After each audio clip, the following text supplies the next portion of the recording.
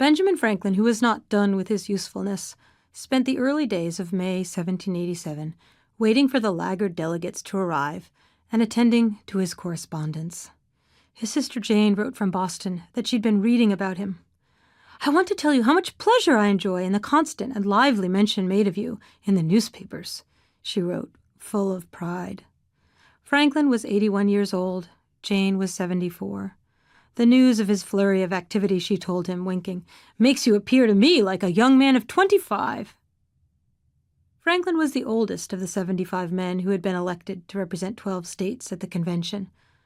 Rhode Island, unwilling to grant the necessity of the meeting, refused to send a delegation. Half of the delegates were lawyers. 19 delegates owned slaves.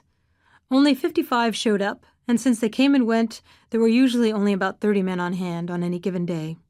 When, on May 14th, the day the convention was to begin, hardly any of the delegates had arrived, Madison blamed the weather.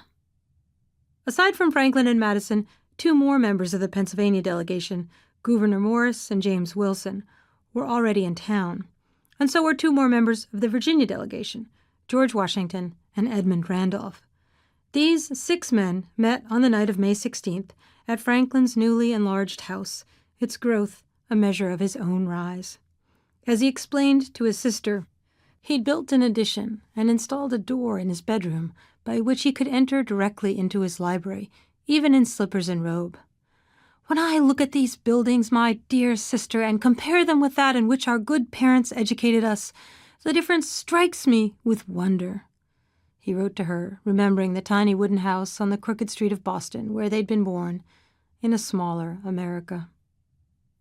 That night, by the light of candles in Franklin's dining room, the 6 early comers to the convention agreed that instead of merely revising the Articles, which were little more than a treaty of alliance among sovereign states, the convention ought to devise a national government. The next day, Madison set to work drafting what became known as the Virginia Plan. Franklin returned to his correspondence. "We are all well, and join in love to you and yours," he wrote to his sister. He pondered the state of the Union. His sister had one piece of advice. "I hope with the assistance of such a number of wise men as you are connected with in the convention, you will gloriously accomplish and put a stop to the necessity of dragooning and haltering. They are odious means," she wrote, urging her brother to support an end to the draft and capital punishment.